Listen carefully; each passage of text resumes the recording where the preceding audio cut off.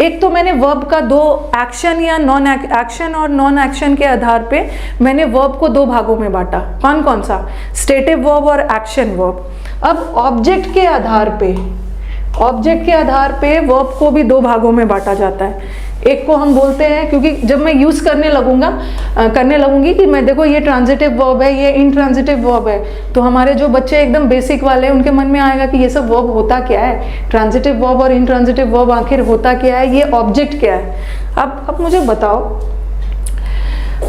कर्ता कोई काम करता है, कर्ता इज द सब्जेक्ट, कोई काम करता है, ओके, और कर्ता के द्वारा कोई क्रिया होती है और उसका इफेक्ट ऑब्जेक्ट पे पड़ता है, कर्म पे पड़ता है, ठीक है। कर्ता के द्वारा कोई क्रिया की गई और उस क्रिया का इफेक्ट कर्म पे पड़ा। सो कर्ता is the subject, this is the verb and this is the object. और इट्स नॉट नेसेसरी कि सेंटेंस में हमेशा ऑब्जेक्ट हो ही। कभी कभी सेंटेंस में ऑब्जेक्ट नहीं भी होता है, बट फिर भी सेंटेंस सही होता है। सब्जेक्ट और वर्ब का आना ज़रूरी है। अगर ऑब्जेक्ट आ गया बहुत अच्छी बात है। अब ये ऑब्जेक्ट क्या होता है? ये ऑब्जेक्ट दो तरह का होता है, ध्यान से मेरी बात को सुनोगे। ये ऑब्जेक्ट दो तरह का होता है। एक ऑब्जेक्ट वर्ब का होता है, कर्म, और एक ऑब्जेक्ट प्रेपोजिशन का होता है। आपको कई बार मैं बताती हूँ ना, प्रेपोजिशन के बाद देखो ये ऑब्जेक्ट आया है। और एक चीज़ और ध्यान रखना है, किसी भी वर्ड को ऑब्जेक्ट होने के लिए क्या होना है? नाउन या प्रोनाउन। हमारा जो ऑब्जेक्ट है ना, वो कभी भी एडजेक्टिव एडवर्ब नहीं होगा, या तो नाउन हो सकता है या तो प्रोनाउन होगा। उसी तरह हमारे वाक्य का सब्जेक्ट भी या तो नाउन होगा या प्रोनाउन होगा। और कभी कभी वर्ब का आईएनजी फॉर्म भी ना, वो भी जीरन भी तो नाउन ही होता है, जीरन भी तो नाउन होता है, तो जीरन भी सब्जेक्ट बन सकता है, और जीरन भी तो नाउन होता है, जीरन ऑब्जेक्ट भी बन सकता है, ऑब्जेक्ट भी बन सकता है। तो दो तरह का ऑब्जेक्ट होता है, एक वर्ब का ऑब्जेक्ट होता है और एक प्रेपोजिशन का ऑब्जेक्ट होता है। अब मैं थोड़ा सा आपको आइडेंटिफाई करवाती हूँ, क्योंकि अगर मैं सिंपली बोल दूँ ना कि ट्रांजिटिव वर्ब अपने साथ ऑब्जेक्ट लेता है, इनट्रांजिटिव वर्ब अपने साथ ऑब्जेक्ट नहीं लेता है, तो फिर आपको कंफ्यूजन होगा कि व्हाट एग्जैक्टली इज ऑब्जेक्ट। कई बार ऐसा होता है कि हमारे बच्चे का, देखो कंफ्यूजन कहाँ है। हमारे स्टूडेंट्स ने याद रखा है कि पहले सब्जेक्ट आएगा फिर वर्ब आएगा, और वर्ब के बाद जो भी आएगा ना वो ऑब्जेक्ट ही होगा। नहीं, ऐसा नहीं है। और मैंने बहुत डिटेल में पढ़ाया है आपको। अगर आप मेरा पार्ट ऑफ स्पीच वाला सेशन देखोगे तो वहाँ पे मैंने ऑब्जेक्ट और सब्जेक्ट कॉम्प्लीमेंट के बीच का डिफरेंस बताया। कई बार बच्चे सब्जेक्ट कॉम्प्लीमेंट को ही ऑब्जेक्ट समझ लेते हैं। ऑब्जेक्ट क्या होता है? कर्ता ने कोई काम किया और उसका इफेक्ट जाके क्रिया कर्म पे पड़ा। देखो, ही गेव अ बुक, या एक सिंपल सा सेंटेंस लिखा मैंने, the peon rang the bell, the peon rang the bell. इस सेंटेंस में काम किसने किया? इस सेंटेंस में काम प्यून ने किया। प्यून सब्जेक्ट है, क्या काम किया? रैंग, बेल बजाने का, ये वर्ब है।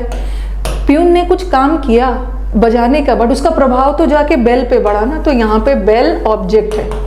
काम किसी के द्वारा किया गया और उसका प्रभाव किसी और पे पड़ा, तो ये ऑब्जेक्ट है। ऑब्जेक्ट है, okay, this is the object, okay. हाँ, मैंने बेसिक का बैच करवाया, ये ऑब्जेक्ट है। और ये किसका ऑब्जेक्ट है? अभी मैंने आपको बताया कि प्रेपोजिशन का भी ऑब्जेक्ट होता है और वर्ब का भी होता है। तो ये वर्ब का ऑब्जेक्ट है ना, वर्ब के बाद आया है। देखो, वर्ब के बाद आया है, तो ये जो बेल है ये ऑब्जेक्ट है, बट किसका? वर्ब का ऑब्जेक्ट है। अब मैंने लिखा he gave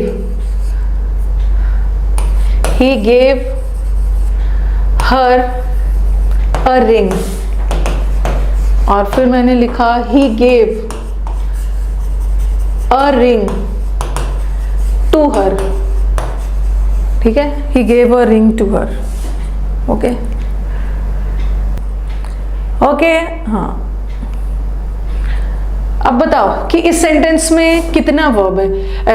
इस सेंटेंस में तो एक ही ऑब्जेक्ट है, लेकिन कभी कभी ना हमारे सेंटेंस में दो ऑब्जेक्ट भी हो सकता है। या तो दोनों ऑब्जेक्ट वर्ब का होगा, या तो एक ऑब्जेक्ट वर्ब का भी हो सकता है, एक प्रेपोजिशन का भी ऑब्जेक्ट हो सकता है। तो ये देखो, he gave her a ring, ही ने हर को रिंग दिया। इस सेंटेंस में दो ऑब्जेक्ट है, एक ऑब्जेक्ट हर है और एक ऑब्जेक्ट रिंग है।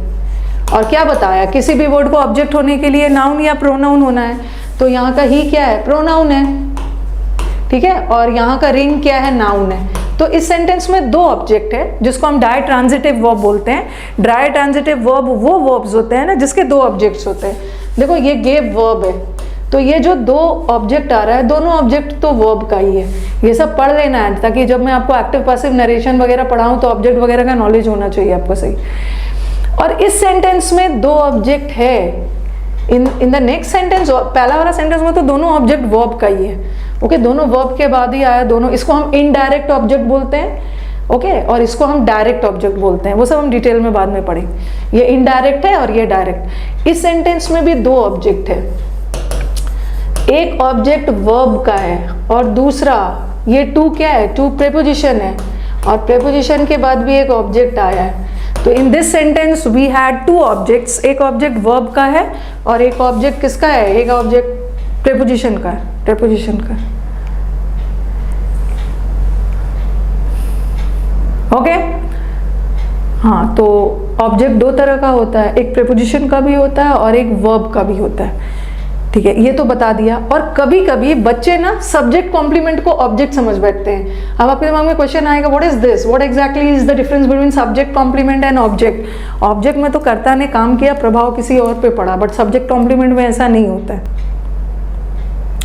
अब मेरा जोश टॉक लड़कियों को बहुत मोटिवेट किया है मुझे बहुत अच्छा लगा, मुझे बहुत अच्छा लगा। मुझे भर भर के लड़कियों के कमेंट्स बहुत सारे आए कि मैम आपका जोश टॉक ना लड़कियों को, मतलब लड़कियों के कमेंट्स है, लड़कियां बहुत मोटिवेटेड हो गई। तो मुझे बहुत अच्छा लगा कि मेरे गर्ल्स फैमिली और करियर को एकदम साथ में लेके चलेंगे, मेरा नाम रोशन करेंगे, और एक दिन वो मेरी जगह जोश टॉक पे वो मुझे जोश टॉक करते हुए मिलेंगे, और मैं कमेंट बॉक्स में 2 पैराग्राफ का कमेंट करूंगी, सी शी इज़ माई स्टूडेंट। देखो फैमिली और करियर को बैलेंस करते हुए कितना अच्छा सा किया। तो भगवान ने, हाँ, ब्रो लोग का तो मैं विश करती हूँ। चलो अब किया जाए। अब आपके दिमाग में आ रहा होगा ना कि व्हाट, बच्चों का कंफ्यूजन दूर करना है सब्जेक्ट और सब्जेक्ट कॉम्प्लीमेंट और ऑब्जेक्ट में। अब मैंने लिखा कि मैंने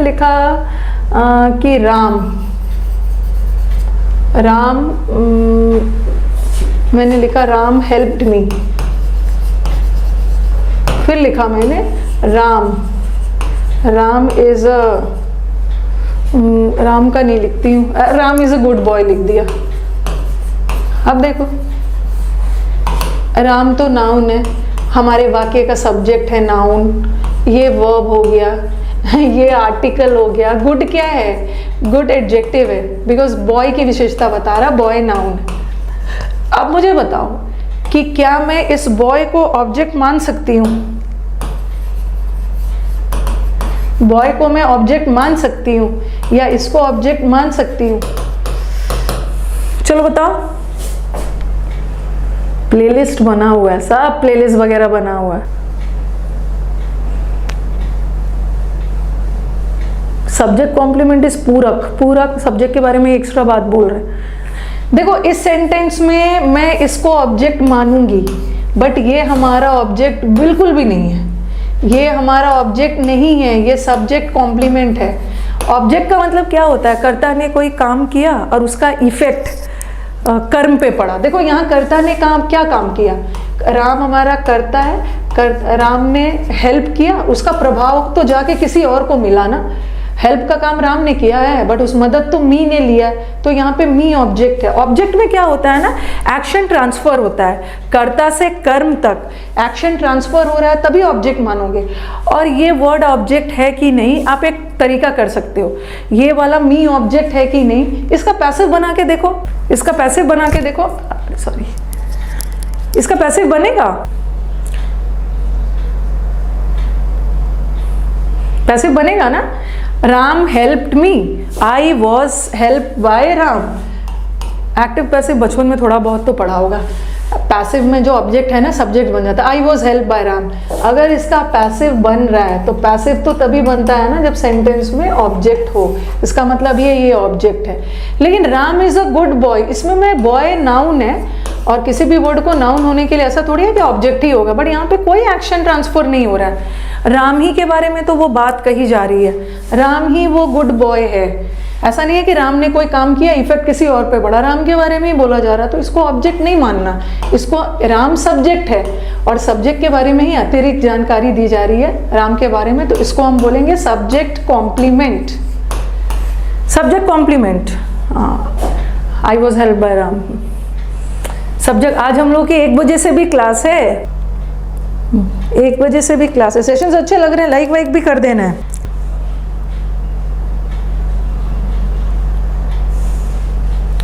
कॉम्प्लीमेंट है, कॉम्प्लीमेंट है, ठीक है, यस। तो यही चीज है ट्रांजिटिव वर्ब। ट्रांजिटिव वर्ब कैसे याद रखोगे? ट्रांजिटिव में ट्रांसफर हो रहा है, ट्रांसफर हो रहा है। ट्रांसफर क्या चीज हो रहा है? क्रिया ट्रांसफर हो रहा है। क्रिया ट्रांसफर क्या से हो रहा है? सब्जेक्ट ने कोई काम किया और क्रिया जाके ट्रांसफर हो रहा है ऑब्जेक्ट पे, प्रभाव जाके ऑब्जेक्ट पे पड़ रहा है, तो इसका नाम है ट्रांजिटिव। ट्रांजिटिव मतलब ट्रांसफर होना, और इन का मतलब है, रूट वर्ड में इन का मतलब है no, no transfer. No transfer मतलब यहाँ पे क्रिया ट्रांसफर नहीं हो रही है सब्जेक्ट से ऑब्जेक्ट तक, तो हिंदी में इसको बोलते हैं हम सकर्मक क्रिया और इसको बोलते हैं अकर्मक क्रिया। सकर्मक क्रिया, transitive verbs are the verbs जो अपने साथ ऑब्जेक्ट लेता है, ओके, अपने साथ ऑब्जेक्ट लेता है, लेकिन इंट्रांजिटिव वर्ब्स है ना, ये अपने साथ ऑब्जेक्ट नहीं लेता है। लेकिन याद रखना है कि वर्ब को ट्रांजिटिव होने के लिए ना हम 95% केसेस में ये ऑब्जेक्ट लेगा, बट किसका ऑब्जेक्ट? वर्ब वाला ऑब्जेक्ट, वर्ब वाला ऑब्जेक्ट। वर्ब वाला ऑब्जेक्ट होगा तभी सेंटेंस ट्रांजिटिव होगा, प्रेपोजिशन के ऑब्जेक्ट से नहीं होगा, ओके। डेली क्लास 11 o'clock नहीं होती, 11:30 में। 11 o'clock तो मैं 9:30 से 11 तो प्लस पे क्लास लेती हूँ अनअकैडमी। अब आ जाओ, आप मुझे जल्दी से बता दो ताकि मैं क्लास एंड करूँ। 1 बजे से क्लास है, ठीक है, 1 बजे। मंडे से ना, मंडे को बहुत हेक्टिक शेड्यूल होता है। अरे ये तो लिख ही दिया, इसको बोला था हटा देने के लिए, तो दिख जाएगा बच्चों को। रुको, कोई नहीं देखेगा अभी, इसको बोला था मैंने कि हटा देना आंसर। देख ही लिया होगा।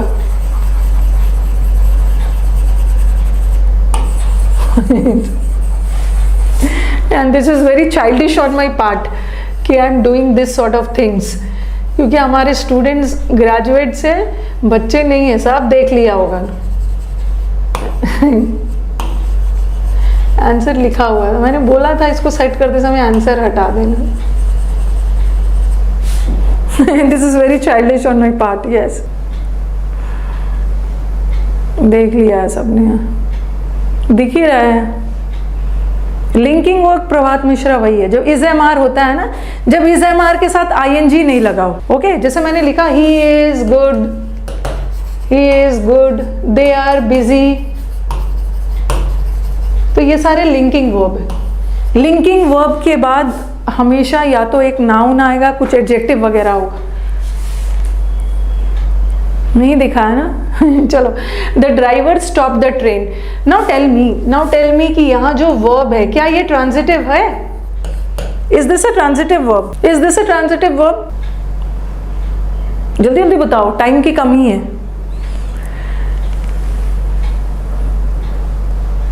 फर्स्ट वाला में दिख गया है ना, थोड़ा सा लिखा हुआ है, जिसमें थोड़ा सा डार्क है मतलब ट्रांजिटिव, जिसमें ज्यादा डार्क है। चलो, if you say कि this is a transitive verb, then you have to prove. How did you get to know that this is a transitive verb? Because what is driver is the subject. Driver ने क्या किया? Stop किया। काम तो driver ने किया, but उसका effect जाके ट्रेन पे पड़ा ना, तो ट्रेन रुका। ट्रेन इफेक्ट तो जाके ट्रेन पे पड़ा, तो ट्रेन ऑब्जेक्ट है। And what is a transitive verb? Transitive verb directly takes an object, और इसका पैसिव भी बन जाएगा। The driver stop the train was stopped by the driver, because the effect is, the action is getting transferred ना from the doer to the receiver. Doer driver है और action को receive करने वाला दिस ट्रेन है, object है, object. हाँ, so this is a transitive verb. And the driver stopped suddenly. Now tell me what is this suddenly?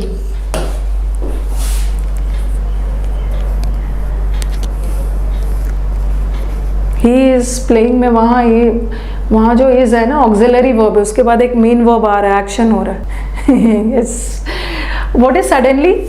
How did you मतलब how will you decide कि what is the part of speech of suddenly, which word is it describing? The driver is not suddenly, this suddenly is describing this stopped. And what is stopped? Stopped is a verb and stopped is a action verb, and action verb always takes an adverb. So this is an adverb. In this sentence we don't have any object. Okay, in the second sentence we don't have any object, because for a word to act as an object it should either be a noun or a pronoun.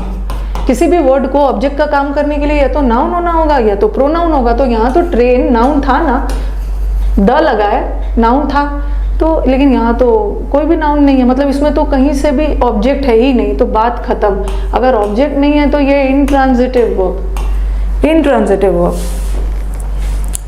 Okay, next वाला, the lion fought with the wolf, this is also intransitive. Okay, this is also intransitive because fought over here, ये तो preposition वाला है, preposition का object है तो intransitive लगा दो. नेक्स्ट वाला थोड़ा जल्दी करते हैं. That lion killed the wolf, lion ने काम किया बट मरा तो जाके वुल्फ ना, तो ये ट्रांजिटिव हो. वर्ब के ऑब्जेक्ट से ट्रांजिटिव बनेगा नहीं. कभी कभी डायरेक्ट ऑब्जेक्ट इनडायरेक्ट ऑब्जेक्ट वाला भी ट्रांजिटिव वर्ब हो सकता है. ओके, नेक्स्ट, आज यहीं पे खत्म करना होगा. The sun rises in the east, तो आप बोलोगे क्या यहाँ पे एक्शन ट्रांसफर हो रहा है?